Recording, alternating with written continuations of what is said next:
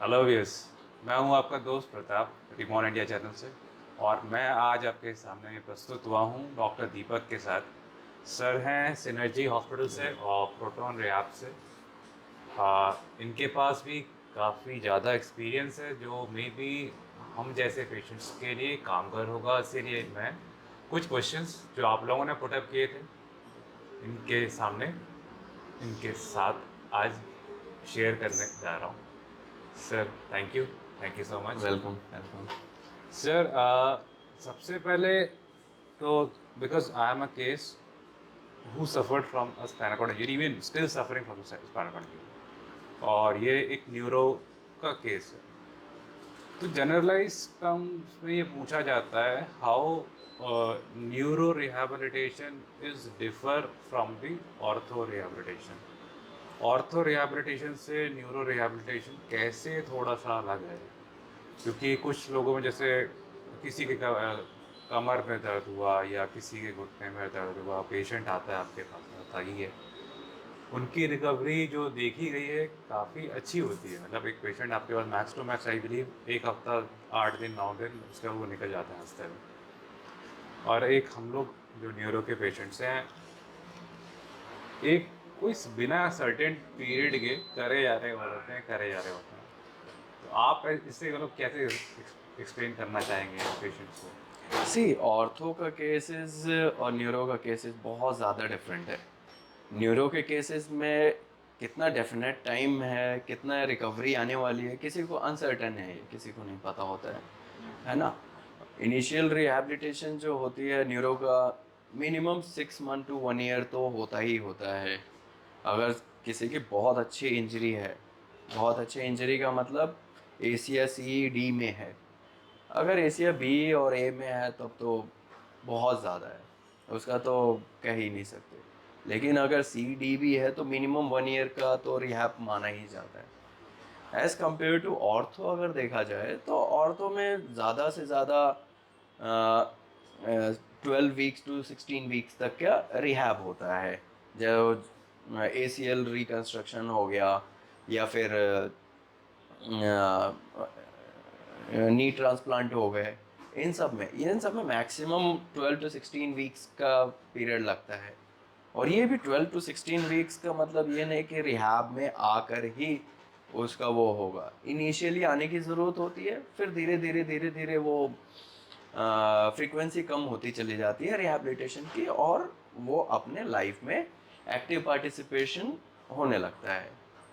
और न्यूरो के केसेस में ऐसा नहीं होता है। न्यूरो के केसेस में हम न्यूरोप्लास्टिसिटी पे काम करते हैं, उन्हें मसल स्ट्रेंथनिंग पे काम करते हैं, और कितनी उनकी लिमिटेशंस है और कितनी उनका एबिलिटी है उसके ऊपर फोकस करके उनको रिहैब किया जाता है, ताकि मैक्सिमम वो इंडिपेंडेंट बन सके।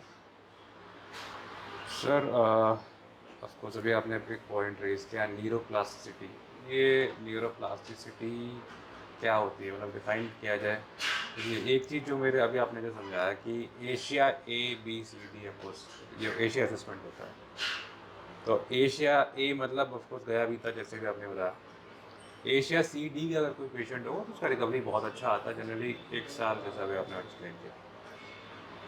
तो ऐसा भी सर कुछ होता है जैसे एशिया ए का पेशेंट है तो न्यूरोप्लास्टिसिटी, मतलब अगर वो कुछ करता रहे तो कुछ चांसेस होते हैं रिकवरी के, ऐसा कुछ है? सी एशिया ए का मतलब हो गया कंप्लीट इंजरी। कंप्लीट इंजरी में रिहैबिलिटेशन ऐसा कोई मेरिकल नहीं है कि उस पैरों में हम कंट्रोल लेकर आ जाएंगे। जो जो मसल्स स्पेयर रह गई हैं उसके ऊपर काम करके मैक्सिमम इंडिपेंडेंट बना सकते हैं उनकी एबिलिटीज़ को एसेस करके। लेकिन वो पहले जैसे चल पाएंगे, वो नहीं चल पाएंगे, उसमें कहना थोड़ा सा मुश्किल हो जाता है। और इट्स मेरेकल कि अगर वो इंडिपेंडेंट मतलब पहले जैसे हो जाए, तो ये मेरेकल वाला ही बात होता है। अदरवाइज ए का तो मेनली हम उनकी एबिलिटीज़ के थ्रू मैक्सिमम इंडिपेंडेंसी के ऊपर लेकर आए, डिपेंडेंस ना रहें। ये है। सर एक चीज़ और, जब भी रिहैबिलिटेशन स्टार्ट होता है जनरली देखा गया है, एक टर्म होता है शॉर्ट टर्म रिहैब, एक होता है लॉन्ग टर्म रिहैब।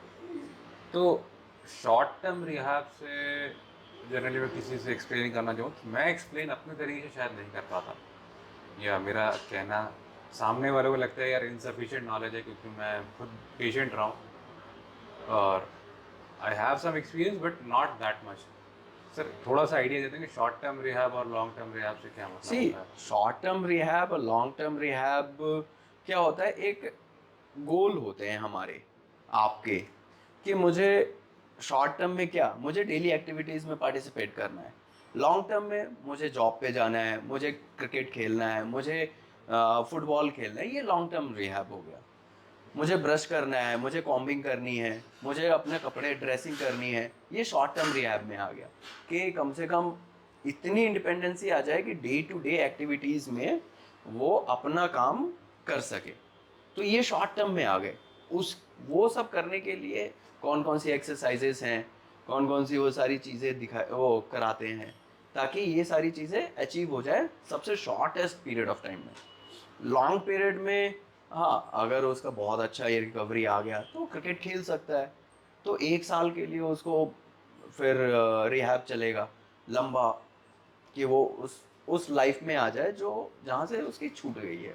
ये है। दूसरा चीज़ होता है जितना जल्दी रिहैब शुरू होता है, जितना कम ड्यूरेशन फर्स्ट, जैसे कि मान लो कि अगर इंजरी का 1 साल का पीरियड है, तो स्टार्टिंग के फर्स्ट मंथ में बहुत ज़्यादा रिकवरी आएगी, नेक्स्ट 2 मंथ्स में थोड़ा सा स्लो हो जाएगा, उसके नेक्स्ट 3 मंथ्स में और ज़्यादा स्लो हो जाएगा। जैसे जैसे टाइम बीतता जाएगा वैसे वैसे प्रोग्रेशन जो होती है वो स्लो होती चली जाती है।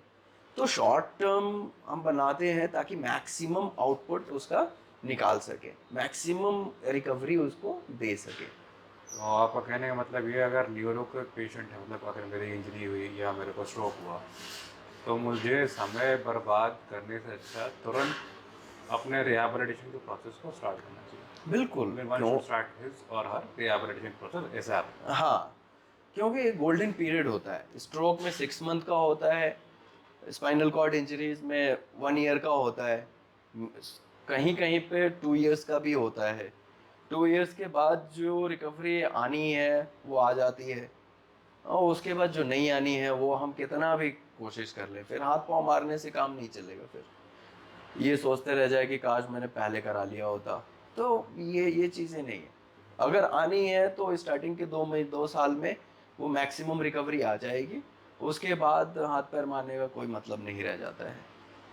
सर यहीं पे एक क्वेश्चन था, एक पेशेंट ने पूछा था कि मैंने रिहैबिलिटेशन छोड़ दी और क्या मैं अब रिज्यूम करना चाहता हूँ, मैं ठीक होना चाहता हूँ, या मेरे पास आज से 2 साल पहले उतने फाइनेंसेस नहीं थे, ऑपरेशन कराया, मेरे पास जितना पैसा था सब खत्म हो गया, अब मैंने कुछ पैसा दोबारा से खेत बेची, ज़मीन बेचा, इकट्ठा किया है, मैं प्रोसेस स्टार्ट करना चाहता हूँ, तो मेरे कुछ चांसेस हैं ठीक होने के? सी, अगर 2 साल का पीरियड गुजर गया है और अपर मोटर न्यूरोलिजन है, मतलब कि ऊपर का हिस्सा स्पाइनल कॉर्ड का, लोअर मोटर न्यूरोलिजन नहीं, अगर अपर मोटर न्यूरोलिजन है, 2 साल का समय गुजर गया है, तो चांसेस बहुत टफ हैं। अगर लोअर मोटर है तो ओके, ठीक है, कर सकते हैं उसमें, वो 5 साल 6 साल 10 साल में भी रिकवरी कुछ ना कुछ वो दे जाएगी। जितना मसल पार्ट, अगर मसल वीक रह गई है, एक मसल कई सारे रूट से सप्लाई होती है, अगर एक रूट डैमेज हो गया है तो स्टिल उस मसल में बाकी के तो एक आध रूट बचे रहेंगे, तो हम उसको इस्तेमाल करके मैक्सिमम हम मसल का कंट्रोल ले सकते हैं। लेकिन यही चीज़ अपर मोटर न्यूरोलिजन में नहीं मिल पाएगा। वो रीज़न ये है कि एक बार ऊपर का सप्लाई का कट हो गया है तो वो जो प्रोग्रेशन होता है उसका बहुत कम हो जाता है। और उस थोड़ा सा एक्सप्लेन कर देंगे अपर मोटर न्यूरॉन और lower motor neuron? Upper motor न्यूरोलिजन्स ये होते हैं कि ब्रेन और उसे कनेक्टिविटी स्पाइन, अगर उसमें चोट लग गई तो ये अपर मोटर न्यूरोलिजन्स हो जाते हैं। और लोअर मोटर मतलब कि कोई नस नस में चोट लग गई, वो हो गया। जैसे कॉर्डा इकोना हो गया, नीचे के गुच्छे में चोट लग जाना, हाँ पेरिफेरल नर्वस सिस्टम्स में, ये लोअर मोटर हो गया। तो इसमें दोनों में अलग अलग सिम्टम्स आते हैं। जैसे फ्लैसिडिटी आएगी लोअर मोटर में, और अपर मोटर में भी इनिशियली फ्लैसिड आता है जब तक शॉक का पीरियड रहता है, लेकिन उसके बाद वो स्पास्टिसिटी में कन्वर्ट होता है, और वो स्पास्टिसिटी प्रोलॉन्ग स्पास्टिसिटी होती है, वो बहुत ज़्यादा परेशान करती है, बहुत ज़्यादा क्लोनस डेवलप होता है, ये सारी चीज़ें होती हैं। जबकि लोअर मोटर में ये सारी चीज़ें नहीं होती हैं। तो मतलब अपर मोटर न्यूरॉन का अगर केस है तो वन शुड नॉट, अगर वो नहीं भी करा पा रहा है समवेयर, तो उसको एक्टिविटी स्टार्ट कर देनी चाहिए, सो दैट स्पास्टिसिटी वाला जो वो एरिया है वो कहीं ना कहीं उसका प्रिवेंट होता रहे, और एक्सरसाइज जो भी वो मूवमेंट घर पे करता है, maybe watching some videos, maybe watching something else, जो भी उसके पास सोर्स है या किसी से मिल करके, तो जो भी उसका पॉसिबिलिटीज हैं वो रहें। हाँ, देखो रिहैब का मेन पर्पस तो है कि हमें वापस अपनी ज़िंदगी में आना है, और टाइम वेस्ट ना करें। टाइम बहुत इम्पोर्टेंट है, और स्टार्टिंग के पीरियड बहुत ज़्यादा इम्पोर्टेंट है। सर ऐसा भी कुछ होता है कि लेवल ऑफ इंजरी जितना ऊपर होती है उतना रिस्क जोन ज़्यादा होता है, और लेवल ऑफ इंजरी टुवर्ड्स जितना नीचे लाइक थोरेसिक लुम्बर या लुम्बर सैक्रल की तरफ होता है तो रिकवरी के चांसेस थोड़ा ब्राइट होता है, इस तरह से भी कुछ होता रिकवरी के चांसेस देखो, जो इंजरी है, इंजरी को एशिया स्केल पे डिवाइड कर दिया है। है, राइट। वो एशिया स्केल आउटकम डिसाइड करेगा। Level of injury outcome decide नहीं करेगा, वो इंडिपेंडेंसी डिसाइड करेगी कि लेवल ऑफ इंजरी, अगर मैं जितना ऊपर बढ़ता जाएगा ना लेवल ऑफ इंजरी, उतनी डिपेंडेंसी बढ़ती जाएगी पेशेंट की डे टू डे एक्टिविटीज को करने के लिए। जैसे कि मान लो सर्वाइकल है, सर्वाइकल में हाथ काम नहीं करेगा, हाथ काम नहीं करेगा तो इवन खाना खाने के लिए एक आदमी चाहिए, अ, कुछ भी काम करने के लिए, अपने हाइजीन, पर्सनल हाइजीन करने के लिए एक आदमी चाहिए, तो डिपेंडेंट हो गया वो। और जितना लेवल ऑफ नीचे आता जाएगा तो वो सारी चीज़ें खुद कर पाएगा, वो डिपेंडेंसी डिसाइड, इंडिपेंडेंसी डिसाइड करेगा वो, एक आदमी कितना अपने तरफ से कर सकता है वो। तो मतलब ऑफकोर्स कहने का मतलब ये हुआ, अगर सर्वाइकल इंजरी है तो वो डिपेंडेंसी उसकी ज़्यादा है from daily activity to his survivability, मतलब हाँ डेली एक्टिविटी ब्रश करना है, खाना खाने से लेकर के अदर एक्टिविटीज़ तक, चाहे वो स्टूल पास करना है या यूरिन अवॉइड करना है तक, उसकी डिपेंडेंसी कहीं ना कहीं रहेगी। हम्म, और जितना लेवल ऑफ इंजरी लोअर होता चला जाता है, पेशेंट एटलीस्ट व्हील चेयर खुद व्हीली कर सकता है, बिल्कुल। अपने मूवमेंट इधर उधर खुद एटलीस्ट परफॉर्म कर सकता है, और हम्म। उसकी डिपेंडेंसी कंपैरेटिवली कम होती जाती है, ऐसा हाँ आप कहना चाहते हैं, हाँ, समझ सकते डिपेंडेंसी कम होती चली जाती है। अगर सर्वाइकल इंजरी का मान लो पेशेंट करवट तक नहीं ले सकते, हैं प्रॉपर प्रॉपर टर्निंग करवट नहीं करने ले की सकते, दिक्कत अगर करवट नहीं लेंगे तो बेड सोर उनका ज़्यादा होगा। अब बेड सोर होगा तो फिर प्रॉब्लम्स ज़्यादा बढ़ती चली जाती है। यही सेम चीज़ लंबर इंजरी में, पेशेंट आराम से करवट ले सकता है, बैठ सकता है, इवन खड़ा हो सकता है, सपोर्टर्स के साथ चल भी सकते हैं, हाँ, शिफ्टिंग इजी शिफ्टिंग इजी हो जाता है। Because thoracic upper level, level अच्छा हाँ होता है हाँ, सपोर्ट। थोरेसिक लेवल, थोरेसिक के साथ हाथ के मूवमेंट के थ्रू आप कहीं पे भी अपने आप को ट्रांसफर कर सकते हो, कहीं पे भी जा सकते हो इनफैक्ट। तो कहने का ये मतलब ये हो, सर्वाइवेबिलिटी बेटर है बेटर है। लोअर जोन से। हाँ ये सर एक और क्वेश्चन लाइक ऑफकोर्स पूछा गया, वेट बेयरिंग का कितना इम्पोर्टेंस है, मतलब मैं जब पहले दिन गया मेरे को रिहाब में, दूसरे या तीसरे दिन से व्हाट आई रिमेम्बर्ड, मुझे खड़ा कर दिया गया। उसका पर्पस क्या होता है, मतलब कितना टाइम खड़ा रहना चाहिए और पर्पस क्या है, मतलब स्टैंडिंग का, मतलब मेरे तो पैर में पावर नहीं थी, मैं फ्लैसिड था मेरा फेस इनिशियली, लेकिन मेरे को पुश किया नहीं, तुम खड़े रहो। 3-4 रीजंस होते हैं खड़े करने के लिए। पहला, अगर पेशेंट काफ़ी समय से अगर लेट जाते हैं तो बोन की जो डेंसिटी होती है वो कम होने लगती है, और कैल्शियम का लेवल कम होने लगता है। अगर उसके ऊपर फोर्सफुली हम एक्सेसिव एक्सरसाइजेस कराएं तो फ्रैक्चर के चांसेस बढ़ जाते हैं। तो वो डेंसिटी इम्प्रूव होती है खड़े होने की वजह से।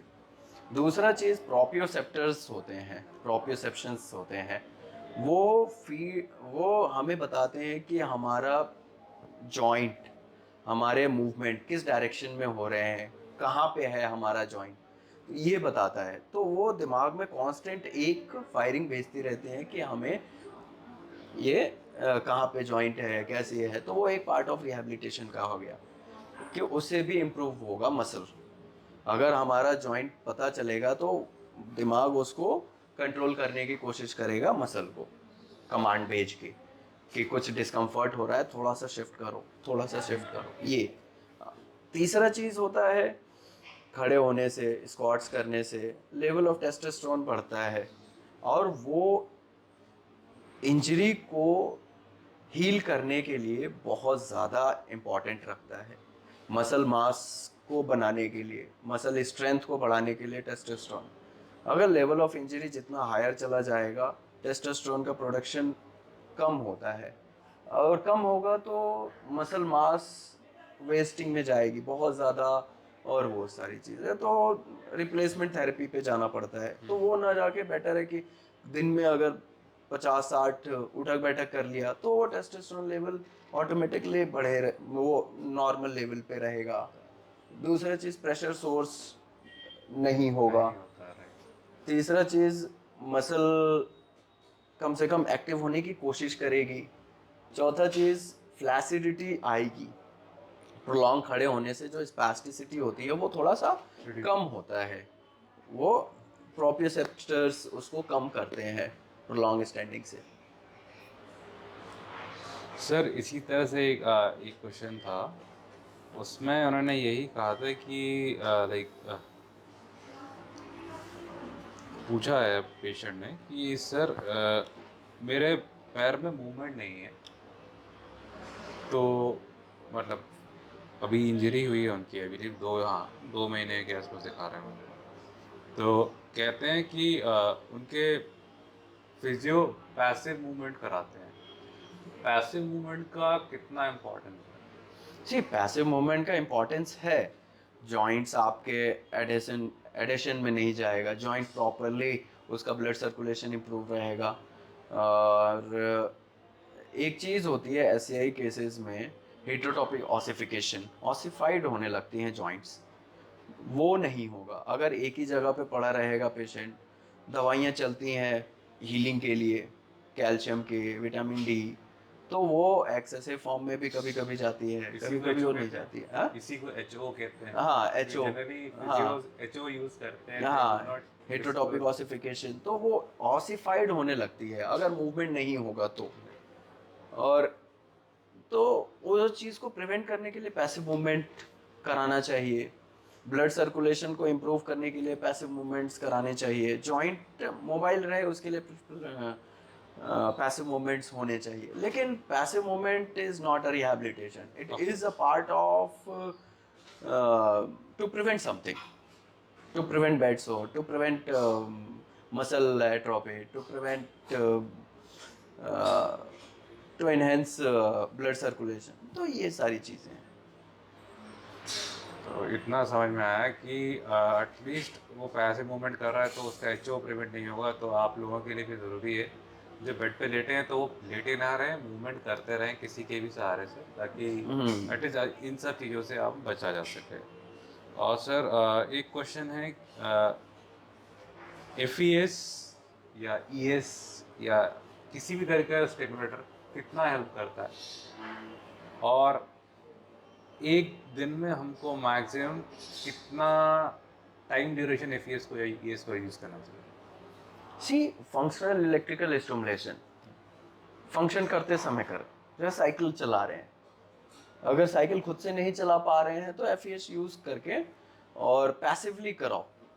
ताकि एक एफईएस क्या है, इलेक्ट्रिकल स्टिमुलेशन है, दिमाग में सेंसेशन जाएगा, दिमाग सेंसेशन को परसीव करेगा और उसको कहाँ से आ रहा है वो पता चलेगा, कहाँ पे उस मसल को एक्टिव होना है, किस मसल को एक्टिव होना है, वो दिमाग बताता है कि जैसे कि मुझे क्वाड्रिसेप पे चाहिए साइकिल चलाने के लिए, तो क्वाड्रिसेप का सेंसेशन मेरे दिमाग में जाएगा और उस मसल को कंट्रोल करने के लिए मैं कमांड भेजेगा। ऐसे ही केसेस में ये सारे कमांड जो होते हैं वो डिसरप्ट हो जाते हैं। उनको हैमस्ट्रिंग पता नहीं चलता है कौन सी है, क्वाड्रिसेप पता नहीं चलता है कौन सी है, काफ कौन सी है, ग्लूट कौन सी है, वो सारा का सारा जनरल मूवमेंट होते हैं फिर। तो एक स्पेसिफिकली ग्रुप मसल ग्रुप को कम से कम पता तो चले दिमाग को कि हाँ यही है। तो वो सारी चीज़ें वो आप आइसिंग से भी कर सकते हैं, वो आप हीट से भी कर सकते हैं, वो चीज़ें आप टैप इस तरह से टैपिंग करके कर सकते हैं, मूवमेंट करा के कर सकते हैं, स्ट्रोक ब्रशिंग से ब्रश करके आप बता सकते हैं कि ये इस मसल पर्टिकुलर एरिया ये मसल है, ये आपको कंट्रोल अगर डेवलप करना है तो ब्रेन को बताना पड़ेगा कि ये मसल है, उसको कंट्रोल करना है। तो हमारे लिए सबसे ज़्यादा इजी पार्ट हो जाता है एफईएस लगा के या छोड़ दिया। अब 10 मिनट हम ब्रश या फिर टैपिंग, वो थोड़ा सा डिस्कम्फर्ट होता है और अनकन्वीनियंट रहता है, तो एफईएस लगा दिया और स्टिमुलेट करते रहे तो मसल का मास और वो सब चीज़ें बनी रहती हैं। और मसल के स्टिमुलेशन होता है तो वो एक कॉन्ट्रैक्शन खुद ही अपने आप में है।